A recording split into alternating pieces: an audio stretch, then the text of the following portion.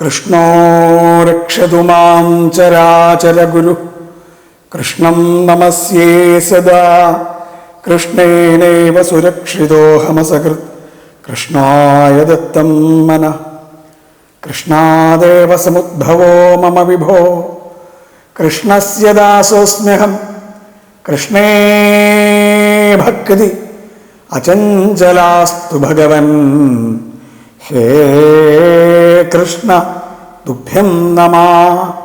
ഗുരുവായൂരപ്പാ ശരണം. കണ്ണൻ്റെ കഥ കേൾക്കാൻ ഒരുപാട് ഇഷ്ടത്തോടു ഓടിയെത്തിയ ഗോപി ഗോപവൃന്ദങ്ങളുടെ പാദ രേണുക്കളിൽ അടിയൻ്റെ അനന്തനന്ദനന്ദനന്ദ കോടി പ്രണാമം. ഭാഗവതം കേൾക്കാനിരിക്കുമ്പോൾ എത്രയാണ് അതിൻ്റെ മാധുര്യം എന്ന് വാക്കുകൊണ്ട് പറഞ്ഞറിയിക്കാൻ വയ്യ. എന്നാലും ചില സമയങ്ങളിൽ നമുക്ക് വല്ലാതെ വേദന തോന്നാറുണ്ട്. ഉദ്ധവർ ഭഗവാനെ നമസ്കരിച്ചുകൊണ്ട് യാത്രയാവണ രംഗമുണ്ട്. ഭഗവാന്റെ സ്വർഗാരോഹണ സമയത്ത് ഉദ്ധവർക്ക് വേണ്ട ഉപദേശങ്ങളെല്ലാം കൊടുത്തു കഴിയുമ്പോൾ ഭഗവാന്റെ പാതാരവിന്ദങ്ങളിലേക്ക് ഒരു നമസ്കാരമുണ്ട് ഉദ്ധവരുടെ. ഭഗവാനെ അവിടെ നിന്ന് അടിയനെയും കൂടി കൂട്ടണേ. കൃഷ്ണനില്ലാതെ ഈ ഭൂമിയിലേക്ക് എങ്ങനെയാണ് ജീവിക്കാനാവുക എന്ന് പറഞ്ഞുകൊണ്ട് ആ ഭഗവാന്റെ പാതാരവിന്ദങ്ങളെ ഹൃദയകമലത്തോട് ചേർത്ത് കെട്ടിപ്പിടിച്ച് കരയുന്നുണ്ട്. ഭഗവാൻ കുറേ നേരം ആ കരച്ചിലിങ്ങനെ കണ്ടുകൊണ്ട് നിൽക്കും. ആ പാദത്തെ കെട്ടിപ്പിടിച്ചിട്ടുള്ള ഉദ്ധവരെ വിട്ടുകളയാൻ ഭഗവാൻ തയ്യാറാവണില്ല. കുറച്ച് കഴിഞ്ഞപ്പോൾ ഭഗവാൻ തൻ്റെ കാല് പതുക്കൊന്ന് വലിക്കും. അപ്പോൾ ആ പാദുകങ്ങൾ മാത്രം ഉദ്ധവൻ്റെ കയ്യിലാവും. ആ പാദുകങ്ങളെ ശിരസിലണിഞ്ഞുകൊണ്ട് ഗച്ഛോദ്ധവ പോയി വരൂ എന്ന് പറഞ്ഞിരിക്കുകയാണ്. ബദരിയിലേക്ക് പോകൂ. ബദരി ആശ്രമത്തെ എൻ്റെ സാക്ഷാൽ ആശ്രമം തന്നെയാണ്. അവിടെ ചെന്നിരുന്ന എൻ്റെ കഥകളെ പ്രചരിപ്പിക്കൂ എന്ന് പറയുമ്പോൾ നിറഞ്ഞ കണ്ണുകളോട് കൂടിയിട്ട് ആ ഗോവിന്ദൻ്റെ നാമം ജപിച്ചുകൊണ്ട് ഉദ്ധവർ പോകുന്ന രംഗമുണ്ട്. നമ്മളെ വല്ലാതെ വേദനിപ്പിക്കാറുണ്ടത്. ഭഗവാൻ മധുരയിലേക്ക് പോകുമ്പോൾ ഗോപികമാരുടെ വിലാപം നമ്മളെ വല്ലാതെ വേദനിപ്പിക്കും. ഭഗവാന്റെ സ്വർഗാരോഹണ കഥ കേൾക്കുമ്പോൾ ഇനി എന്തിനാ ഇവിടെ ജീവിക്കണേ? നമ്മുടെ ഭഗവാൻ, നമ്മുടെ വാസുദേവൻ, നമ്മുടെ മുകുന്ദൻ, നമ്മുടെ നാരായണൻ, നമ്മുടെ കണ്ണനില്ലാതെ ഇനി എന്തിനും ഇവിടെ ജീവിക്കണം എന്ന് നമുക്ക് തോന്നിപ്പോകും. പക്ഷെ ഭഗവാൻ നമ്മളെ വിട്ട് എങ്ങോട്ടും പോകണില്ല. നമ്മളെ വിട്ട് അങ്ങനെ പോയിരുന്നുവെങ്കിൽ മീരാഭജൻ നമുക്ക് കേൾക്കാൻ കഴിയാതെ പോയേനെ, മീരയെ നമ്മൾ അറിയാതെ പോയേനെ. തൻ്റെ ഭവനത്തിന് മുറ്റത്ത് കൂടെ ഒരു വിവാഹ ഘോഷയാത്ര നടക്കുകയാണ്. മഞ്ചലിലേറിയിട്ട് ഒരു സുന്ദരി ഇങ്ങനെ പോകുന്നു. അടുത്തൊരു യുവ കോമളൻ ഇരിക്കുന്നുണ്ട്. അമ്മോട് ചോദിച്ചു, ഇതാരാ, അത് എങ്ങടാ പോണേ? സ്വന്തം അച്ഛനെ ഉപേക്ഷിച്ചിട്ട് ഇയാളുടെ കൂടെ എങ്ങനെ പോയി? ആ സ്നേഹം അദ്ദേഹത്തിന് കൊടുക്കാൻ പറ്റുമോ? ആരാ അതാ ചോദിക്കുക. ആ മീരക്കുട്ടിയോട്, കുഞ്ഞു മീരയോട് അമ്മയും അച്ഛനും പറഞ്ഞു കൊടുക്കണം, അത് വിവാഹമാണ്. വിവാഹം കഴിഞ്ഞ് വരൻ്റെ അടുത്തേക്ക് പോവുകയാണ്. അദ്ദേഹത്തിന് അതുപോലെ സ്നേഹിക്കാനാവും. അമ്മയപ്പം എന്നെ ആരെ വിവാഹം കഴിക്കുക? അപ്പം അമ്മ പൂജാമുറിയിലിരിക്കണ കണ്ണനെ ചൂണ്ടിക്കാട്ടി കൊടുത്തു, ഇതാ ആ ആളാണ് നിന്നെ വിവാഹം കഴിക്കാൻ പോണാണ്, ഭുവനസുന്ദരനായ കണ്ണൻ. അന്ന് മുതൽ കണ്ണൻ, ആ കണ്ണൻ ഹൃദയത്തിൽ ഉറപ്പിച്ചു മീരാഭായി. ഹൃദയത്തിൽ മുഴുവൻ ആ നീലശ്യാമള മേഘവർണ്ണനായി ഇരിക്കുമ്പോഴും നടക്കുമ്പോഴും ഒക്കെ തന്നെ വിവാഹം കഴിക്കാൻ പോകുന്നത് ഈ മായാവർണ്ണനായിട്ടുള്ള കണ്ണനാണ്, മായാമയനായ കണ്ണനാണ് എന്ന് ഉറപ്പിച്ച് കണ്ണാ കണ്ണാ കണ്ണാന്ന് വിളിച്ചുകൊണ്ട് നടന്നു. അവൾ യൗവനയുക്തയായി. പക്ഷെ അവളുടെ ഹൃദയത്തിൽ കണ്ണൻ എവിടെയും മാറിയിട്ടില്ല. കണ്ണൻ നിറഞ്ഞു നിൽക്കുകയല്ലേ. ലൗകിക ദൃഷ്ടിയാൽ അവളെ വേറൊരാൾ വിവാഹം കഴിപ്പിച്ചുവെങ്കിലും അവളുടെ ഹൃദയത്തിലെ ഗോപികാരമണനായ ആ കണ്ണനാണ്, രാധാറാണിയുടെ പൊന്നുണ്ണിക്കണ്ണനാണ്. വിവാഹം കഴിഞ്ഞുവെങ്കിലും ഹൃദയത്തിൽ കൃഷ്ണനുണ്ടായിരുന്നു. അടുത്ത അമ്പലത്തിലേക്ക് ഓടും.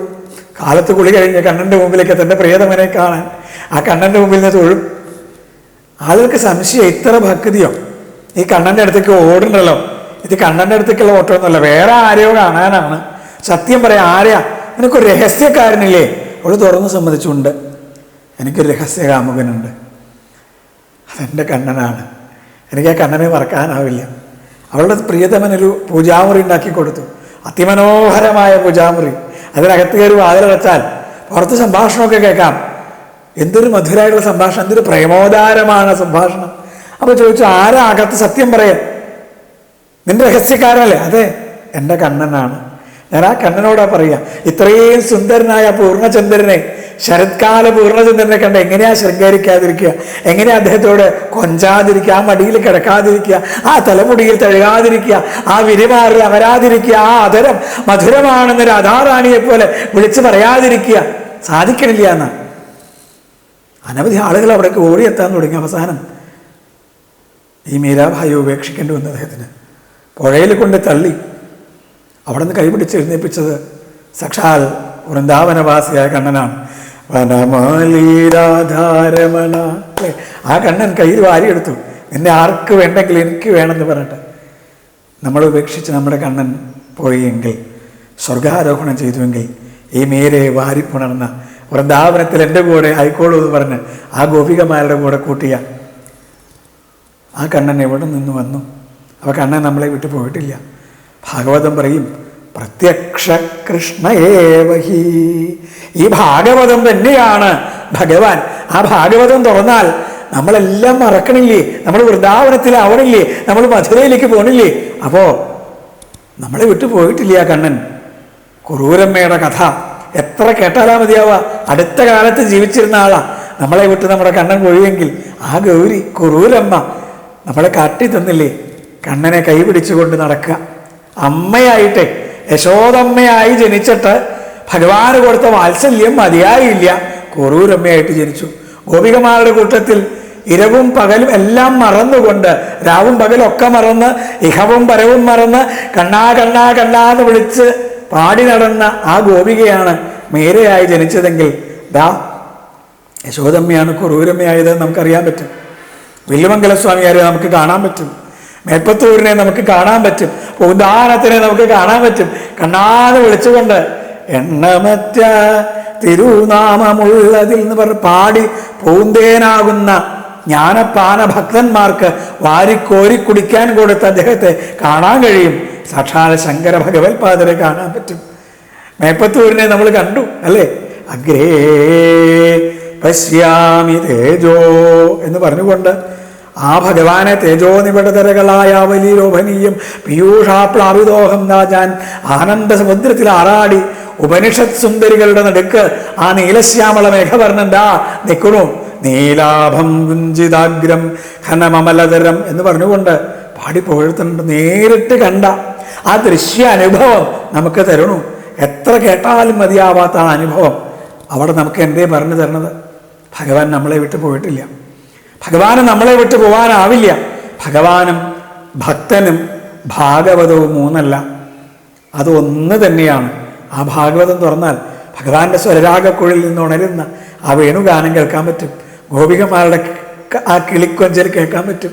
യശോദമ്മയുടെ വാത്സല്യം നിറഞ്ഞ കണ്ണാന്നുള്ള വിളി നമുക്ക് കേൾക്കാൻ പറ്റും.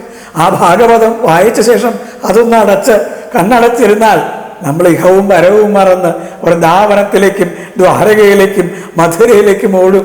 നമ്മുടെ മനസ്സിൽ ഉദ്ധവര് വന്ന് നിറയും. സാക്ഷാൽ പ്രേമാവതാരമായിട്ടുള്ള നാരദ മഹർഷിയെ കാണാൻ കഴിയും. അദ്ദേഹം രണ്ട് കൈയും കൂപ്പിയിട്ട് ഉറക്കെ വിളിച്ചു പറയും, യഥാ വ്രജ ഗോപികാനാം. ഗോപികമാരുടെ ഭക്തിയാണ് വലുത്. ഗോപികമാരുടെ പോലെ ആവണം ഭക്തി കൊണ്ട് എന്ന് നമുക്ക് വിളിച്ചു പറഞ്ഞു തരും. അതുകൊണ്ട് നമുക്ക് ഈ ലോകത്ത് ചെയ്യാനൊന്നേ ഉള്ളൂ. കണ്ണൻ നമ്മളെ വിട്ടു പോയിട്ടില്ല. നമുക്ക് ഇവിടുന്ന് വൃന്ദാവനത്തിലേക്ക് ഒട്ടും ദൂരമില്ല. ഒന്ന് കണ്ണടച്ചാൽ വൃന്ദാവനായി, ഒന്ന് കാതോർത്താൽ സ്വരരാഗക്കുഴിൽ നിന്ന് ഉണരുന്ന മധുരമായിട്ടുള്ള ഭഗവാന്റെ ആ അനുഗ്രഹം നിറഞ്ഞതായ കീർത്തനങ്ങളായിട്ട് മാറും. ഭഗവാനെ നമുക്ക് വിളിച്ചിങ്ങനെ പാടാതാവും. കണ്ണനെ കാണണം, കണ്ണനെ കാണണം, കണ്ണനൻ കണ്ണീനു കർപ്പൂരമാകണം, നീറുന്നു മാനസം രാധയ്ക്കു മത്സഖി, കാർവർണ്ണനേയുടൻ കൊണ്ടുവന്നിടണം. ആ രാധയെ പോലെ നമുക്കും നമ്മുടെ തോഴിമാരോട് പറയാനുള്ളത് നമുക്ക് എൻ്റെ കണ്ണനെ വേണം തന്നെയാണ്. എപ്പോഴെങ്കിലും മതിയോ? പോരാ, ഒരു നേരമെങ്കിലും കാണാതെ വയ്യൻ്റെ ഗുരുവായൂരപ്പാ നിൻ അല്ലേ? ആ ഭഗവാനോട് പറയണം, ഒരു നേരെങ്കിലും എനിക്കെൻ്റെ കണ്ണനെ കാണാതെ വയ്യ എന്ന് പറയണം. ഈ ജന്മം കഴിഞ്ഞ് വേറൊരു ജന്മം കിട്ടിയാൽ മനുഷ്യജന്മം വേണമെന്നില്ല. ഒരു മയിൽ പീലിയായി ഞാൻ ജനിക്കുമെങ്കിൽ അതെൻ്റെ കണ്ണൻ്റെ ആ മനോഹരമായിട്ടുള്ള പീലി തിരുമുടിയിലാവണേ. ഒരു മുളയായിട്ട് ജനിച്ചാലും വിരോധമില്ല. അത് ഓടക്കുഴലായി മാറി കണ്ണൻ്റെ പവിഴാധരത്തെ മുത്തുവാൻ കഴിഞ്ഞാൽ ഇതിലേറെ ഭാഗ്യം എന്താണല്ലേ എന്ന് ചോദിക്കാറാവണം. അപ്പോഴാണ് നമ്മുടെ ജന്മം സഫലാവുക. കണ്ണൻ ഹൃദയത്തിൽ നിറഞ്ഞത് മറ്റെല്ലാം മറക്കും നമ്മൾ. തിരുവാറൻ മുള കൃഷ്ണ നിന്നോമൽ അത് വരുമ്പോൾ ആ ഹൃദയത്തിലേക്ക് ആ തിരുവാറമുള കൊണ്ടുവന്ന് കണ്ണൻ നിറയുമ്പോൾ എന്തായി? എന്നെ മറക്കുന്നു, എല്ലാം മറക്കുന്നു അല്ലേ? ആ ഹൃദയത്തിൽ കണ്ണൻ നിറയേ വേണ്ടു. അതിനു വേണ്ടി ആവണം നമ്മുടെ പ്രാർത്ഥന. ഭഗവാന്റെ അടുത്തേക്ക് അടുക്കുമ്പോൾ പല പല സങ്കടങ്ങളൊക്കെ വരും. കാട്ടിൽ സുഖമായി കാറ്റത്ത് ആടിക്കൊണ്ടിരുന്ന മുളയാണ് ഓടക്കുഴലായിട്ട് മാറുന്നത്. അപ്പോൾ അതിൽ പഴുപ്പിച്ച ഇരുമ്പിൻ്റെ കമ്പി കൊണ്ട് തുളയ്ക്കും. അപ്പോൾ വല്ലാതെ വേദന എടുക്കും. പൊട്ടിക്കറിയാറില്ല ഓടക്കുഴൽ. എന്താ കാരണം? ഈ വേദന ഞാൻ അനുഭവിക്കുന്നത് എൻ്റെ കണ്ണൻ്റെ പവിഴാധരത്തോട് ചേരാനാണെന്നറിയും. വീണയാക്കി മാറ്റുമ്പോൾ ഒരു മരത്തിൻ്റെ കൊമ്പ് വെട്ടിയെടുക്കുമ്പോൾ അത് വേദനിക്കും. പക്ഷെ അത് വേദന കാട്ടാറില്ല. കാരണം ഇത് വീണയായി കണ്ണൻ്റെ അനവധി രാഗങ്ങൾ പൊഴിക്കാൻ പോവുകയാണ് എന്ന് തിരിച്ചറിയും. മനോഹരങ്ങളായുള്ള സ്വർണ്ണാഭരണങ്ങൾ ഉണ്ടാക്കുമ്പോൾ അതിനെ കൊല്ലങ്ങൾ അടിച്ച് പരത്തും, പഴുപ്പിക്കും. അത് വേദന കൊണ്ട് പൊളയും, പക്ഷെ നിലവിളിക്കില്ല. കാരണം അത് മനോഹരമായിട്ടുള്ള ആഭരണമായിട്ട് മാറാനാണ്. ഈ കണ്ണൻ്റെ അടുത്തേക്കുള്ള യാത്രയിൽ നമുക്ക് ഒരുപാട് വേദനകളുണ്ടാവും. ആ വേദനകളൊക്കെ നമ്മൾ തൃണവിൽ ഗണിക്കണം, അതിനൊക്കെ മറക്കണം. ആ വേദനയൊക്കെ വേദാന്താക്കി മാറ്റി എൻ്റെ കണ്ണൻ്റെ പാതാരബിന്ദങ്ങളെ ഒരിക്കലും മറക്കാനുള്ള അവസരം ഉണ്ടാവരുതേ കണ്ണ കൃഷ്ണ എന്ന് പറഞ്ഞ ആ പൊന്നു പാതാരബിന്ദങ്ങളെ ഹൃദയത്തോട് ചേർക്കാറാവണം. പൊട്ടിക്കരയേണ്ട സന്ദർഭങ്ങളിലും ഉണ്ണികൃഷ്ണൻ മനസ്സിൽ കളിക്കുമ്പോൾ ഉണ്ണികൾ വേറെ വേണമോ മക്കളായെന്ന് പ്രാർത്ഥിക്കുമ്പോൾ മീരാബായിയെ പോലെ നമ്മളെ കൂട്ടാൻ നമ്മുടെ കണ്ണൻ വരും. ആണ്ടാളമ്മയെ പോലെ എനിക്ക് കണ്ണനല്ലാതെ വേറെ ആരുമില്ല എന്ന് പറഞ്ഞ് ഈ കണ്ണൻ കാണാത്ത നൃത്തവും പാട്ടും ആട്ടവും മനോഹരമായ വസ്ത്രങ്ങളും എനിക്ക് വേണ്ടാന്ന് പറഞ്ഞ് ഉപേക്ഷിക്കുമ്പോൾ എല്ലാം ഉപേക്ഷിച്ചുകൊണ്ട് അനന്യശ്ചിന്തയന്തോ മാം എല്ലാം ഭഗവാന്റെ സമർപ്പിക്കുമ്പോൾ ഭഗവാൻ ഓടി വരും. ചിലപ്പോൾ ആനപ്പുറത്തായിട്ടായിരിക്കും വരിക, ആണ്ടാളമ്മയെ കൊണ്ടുപോകാൻ വന്ന പോലെ. ചിലപ്പോൾ മങ്ങാട്ടച്ഛൻ കുതിരപ്പുറത്ത് വന്ന പോലെ, കുന്താനത്തിനെ വാരിക്കൊണ്ടുവരാൻ വന്ന പോലെ കുതിരപ്പുറത്താവും വരിക. എങ്ങനെയാണ് ഭഗവാൻ നമ്മുടെ അടുത്തേക്ക് ഓടിയെത്തുക എന്നറിയില്ല. പക്ഷേ ഭഗവാൻ നമുക്ക് തരുന്നൊരു ഉറപ്പുണ്ട്. നമേ ഭക്ത പ്രണശ്യതി, എൻ്റെ ഭക്തന് നാശമില്ല, ഞാൻ എൻ്റെ മാറോട് ചേർത്തോളാം. ആ കണ്ണൻ്റെ വിരിമാറില്ല മരാൻ, ആ കണ്ണൻ്റെ പവിഴാധരത്തിൽ ഓടക്കുഴലായി ജനിക്കാൻ, ആ കണ്ണൻ്റെ അധര അമൃതത്തിന് അധരസുധയ്ക്ക് എത്രയും മധുരമാണ്, എത്രയോ മധുരമാണ്. അതിനാണ് കൂടുതൽ മധുരമെന്ന് രാധയെ പോലെ വല്ലഭാചാര്യയിലൂടെ പാടാൻ വേണ്ടിയിട്ട് ഈ കണ്ണൻ എന്നും നമ്മുടെ കൂടെ ഉണ്ടാവട്ടെ കണ്ണ എന്ന് പ്രാർത്ഥിച്ചുകൊണ്ട് കണ്ണൻ്റെ തൃപ്പാദാരബിന്ദങ്ങളിൽ അനന്തകൂടി പ്രണാമങ്ങൾ അർപ്പിച്ചുകൊണ്ട് തൃക്കൈവെണ്ണയായി ഈ വാക്കുകളെ സമർപ്പിക്കട്ടെ. കായേന വാചാ മനസേന്ദ്രിയർവാ ബുദ്ധ്യാത്മനാ വാ പ്രകൃതേ സ്വഭാവാൽ കരോമി യദ്യൽ സകലം പരസ്മൈ നാരായണായേതി സമർപ്പയാമി അഖിലം നാരായണായേതി സമർപ്പയാമി. ഗുരുവായൂരപ്പാ ശരണം.